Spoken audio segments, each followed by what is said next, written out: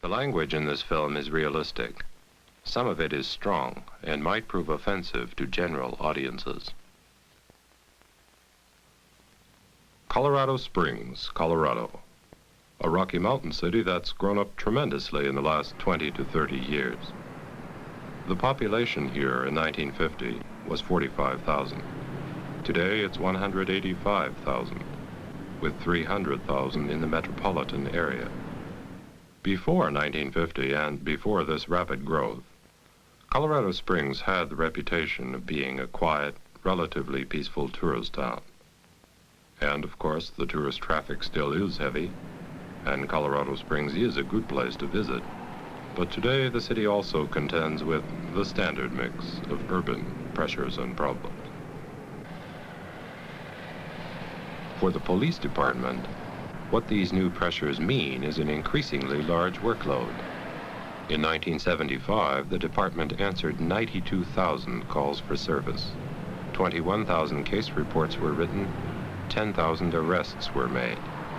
30 homicides were investigated, and 440 robberies. The burglary and larceny total ran to 13,000, 3 times the total for 1968. Later in the film, to illustrate some of the realities behind these statistics, you'll be seeing a combination of live action and dramatized scenes. We'll move around the city and take detailed looks at a troublesome bar disturbance, an armed robbery, and a family disturbance. In each case, the central issue will be deadly force, the hidden potential that's there in all patrol work, even in the most routine looking. We're concentrating on deadly force here because understanding the deadly force issue and guidelines on it are crucial needs in every officer's training. Someday, what you know about the use of deadly force could make the biggest difference of all.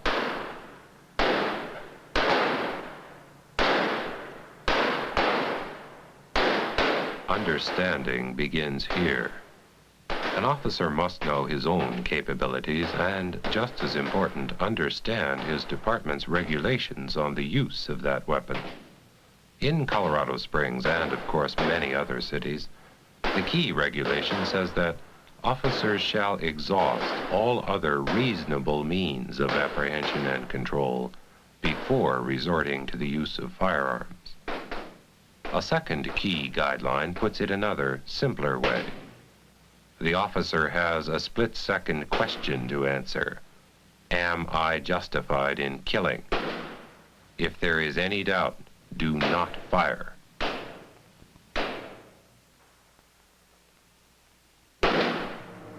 District 3, Car 11. Report of a bar disturbance at the Cotton Club, 25 West Colorado Avenue. Number is dog 11866. Now we'll get down to cases. Hey, bartenders, give me another drink, will ya? And while you're over here, check this guy's ID card. I don't think he's old enough to be in here. You're too old to be in here. Why don't you shut up? I don't like that kind of talk, young fella. I don't think you're old enough to be in here drinking beer. I ain't in here winning any popularity contests. If you don't like it, get lost. You don't scare me. You know, you're kind of a cute little shit. Get your hands off of me, faggot. Familiar enough. What kind of a thing is A disturbance and a complaint already called in by the bar owner. When the officers walk into this, their problem will also be familiar. How to handle these two without resorting to ineffective or unnecessary force. This is a crowd situation where the dangers of overreaction are plain. Let's watch things develop and see how effectively the officers can handle themselves. I told you to mind your own business.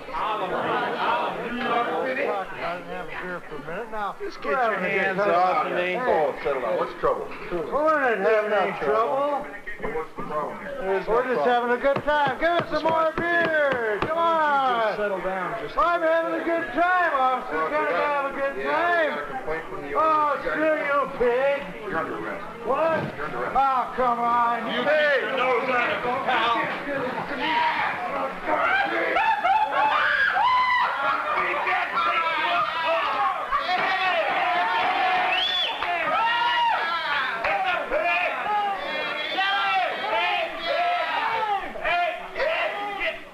Reckless and not justified. The officer tells why. In that situation, in that instance, when I was on the floor and I went for my weapon, pulling it from the holster, that depicted a very bad act on my part.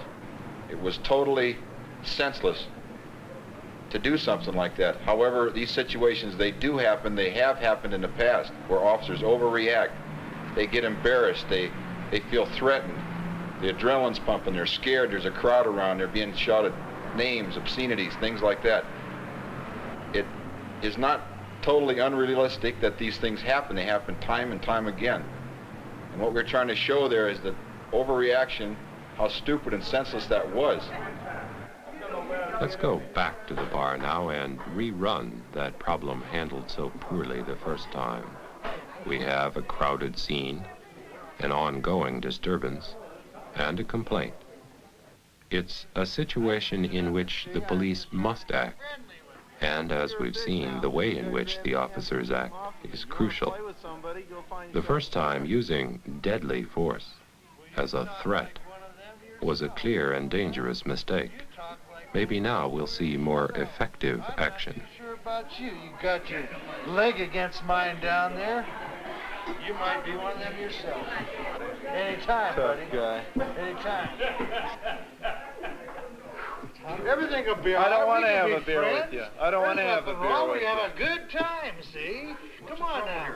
There's no trouble, officer. We're just having a good... Bring these officers a beer down here. Everything's just fine. We're having a good Listen for a time. minute.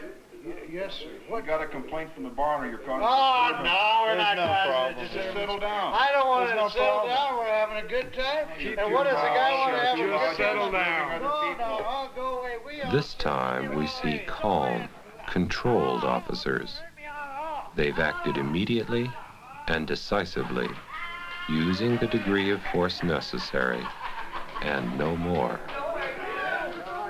Police officers encounter situations like you've seen numerous occasions where they go into a bar, people have been drinking, they're not the same people that they generally are when they're not drinking, they're belligerent, and sometimes they're in fighting moods.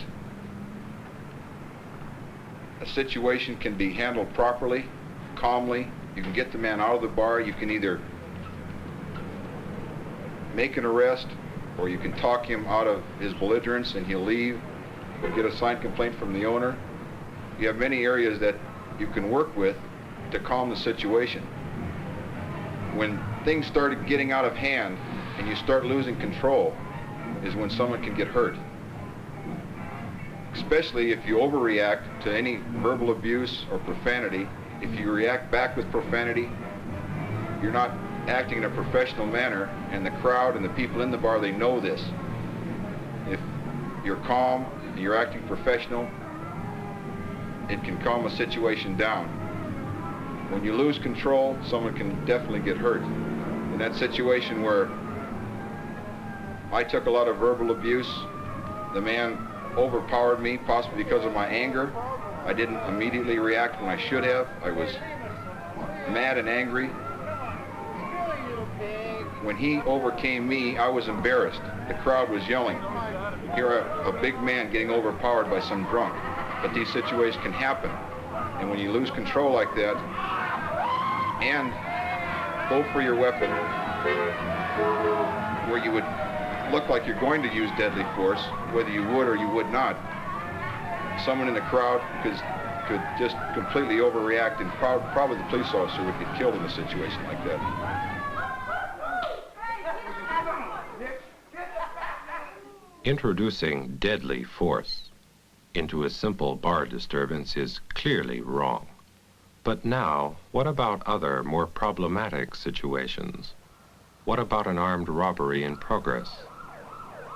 As the officer moves through his district to the scene, he must retain both physical and psychological control of himself. Because there's at least one other weapon already involved, the potentials here for injury and death are very high. If the officer loses control and acts on impulse, he only adds to those potentials. Come on, hurry up, get the money ready. Hurry up, put it in the bag, come on. Halt, police! Halt! Impulse, and definitely wrong. Let's rerun the problem and slow it down a bit. You get over here and stay over here. You stay right there, keep doing what you're doing. Now, although there could have been some legal justification for the officer's firing the first time, he had little practical justification. This time, he's checking out the whole situation first. The store itself, possible accomplices, bystanders. Then he takes the position of advantage. Halt, police! Throw your gun down. Drop the money. Turn around and grab the wall. Spread them out. Further. Even after the apparent weapon is gone, the officer still tries to retain the total advantage. In a controlled way, he moves in to conduct a proper wall search, keeping his weapon at the ready. He's the one in control here, physically and psychologically. Maintaining his advantage is the job now, because he knows that help will be arriving, and probably a supervisor. The officer continues to work calmly and safely. Even with a sudden complication, this control and help might be enough.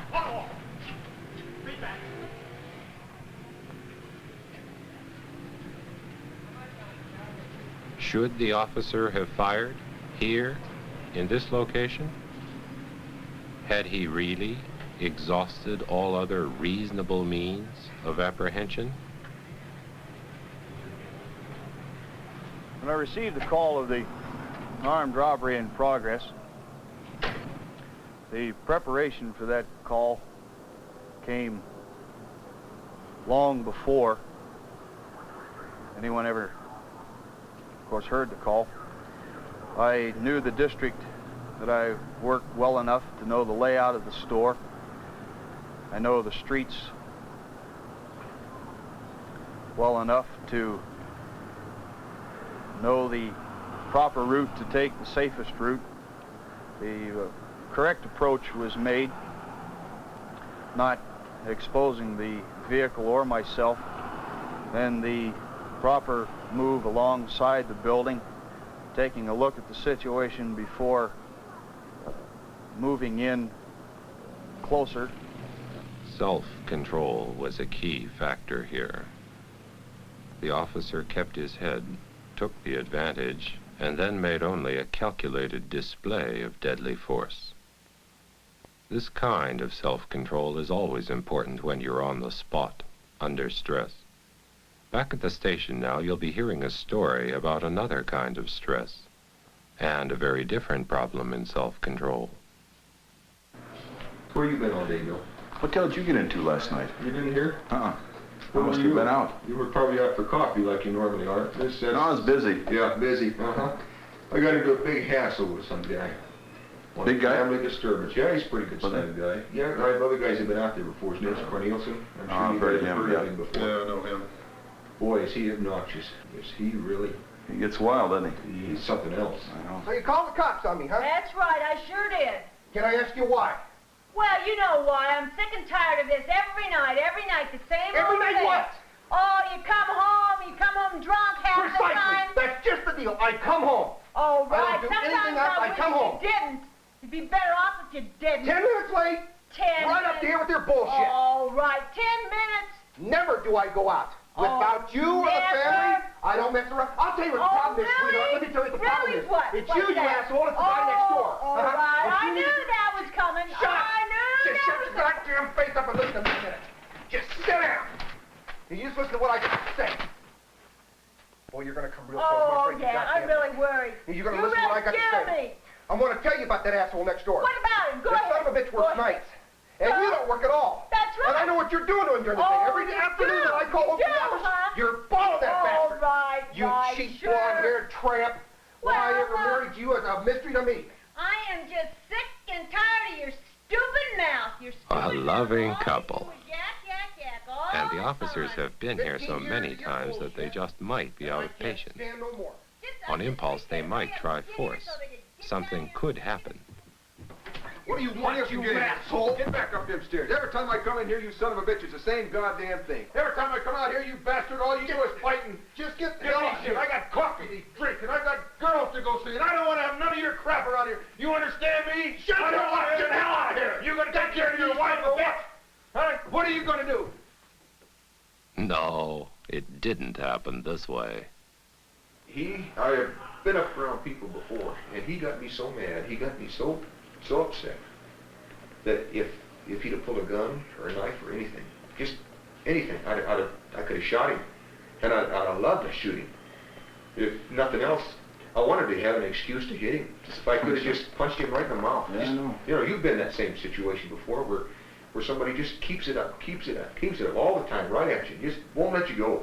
And just, all I needed was an excuse, and he didn't come up with an excuse. All he did was mouth off at me. And I knew if I hit him, I'd be in trouble. I knew if I did anything, I'd have been in trouble. But we worked it out. We got the signed complaint from the guy. I managed to talk to him. I managed to finally start getting across to him a little bit that he was going to have to go to jail and that it was just that type of thing. We weren't doing it. His wife was doing it. But I tell you, that was touch and go there for me. Why don't you just settle down? Don't Let me tell talk to you a little bit. You've been over here hassling with your wife. No, let me tell you something. Settle down. Let me You are talk in to you. my house. I realize I'm in your house. I was invited in here. Just settle down. Let me talk to you, really. It's going to do you no good to go over here and start hassling and yelling and Fed screaming. up with it. I can't stand it any longer. I just want him out of here. I want to sign a complaint and get him out of here. The wife has called us out here like she has many, many times Yeah, before. I know. We're going to take a signed complaint from her like we always have done. We're going to have to go down to the station like we've always done. Both officers are showing considerable self-control here and using that show to create some calm in the husband and wife. And this time, the use of any kind of force seems out of the question. To emphasize the contrast, we'll rerun the problem and what might have happened. You wait, dumb. You wait, dumb, until you see this cop that's going to come in this house. Oh, this what? whole Tell police me department about in town sucks. Tell me about it. I want to hear this. Yeah, they're a bunch of dumbasses. Oh. If the officers had come in here aggressively, determined to get tough, their own attitudes could have guaranteed trouble. But clearly, we don't want this and this to be turned into this kind of needless violence. We do want to see calm, self-possessed officers when the problems of family fight. I know that. I know where you work. I know you work. And you know that I'm not a drunk. No, you drink a little bit You every know, once in a while. and you've heard her, what she Yeah, says. You why know, don't sign you- complaints, this whole bit, you know. I can't handle it anymore, buddy. I just, you know, I don't know what to do. Just You know, like we told you before, the best thing to do is get You know, I'm not solving your problem. Well, what can I do? What can I do tonight? The thing to do is get a restraining order if you want to stay with your husband. Well, when can I get a restraining order? You get one. Problems and you're just there's no way in the world you're going to be able to take care of your problems. Every day we come out, every 2 or 3 days we come out. And it's not doing you any good. It's not doing your kids any good. It's not helping your married life. Nothing. The only thing you can All do. along here, the officers have been thinking of force as their last option, not the first. And that's one large reason for their success. Self-control is doing a job. And it's Well, getting worse. You know, it's amazing. It's really amazing. You get those people in the street, and you can't believe how rotten they can be. You get them in the station, want to shake your hand, you know, just working type guys. It's just a different situation. When he got into the station, this guy apologized to him. They calmed down. He actually come up and apologized. Then I'm glad I didn't hit him. I'm really glad that I didn't just smack him. I'd have loved to do it then, and I can look back on it now, and I'd have loved to done it then. And I just almost blew my cool. Just really, I almost did it. And that's the point, to keep your cool and use it.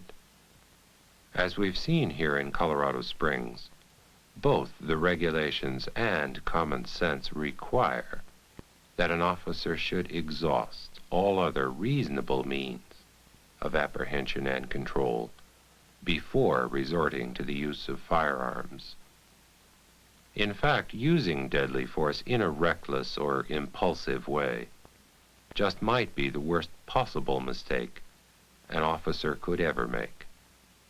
For your own safety and others, remember that. And on the spot, if there is any doubt, don't.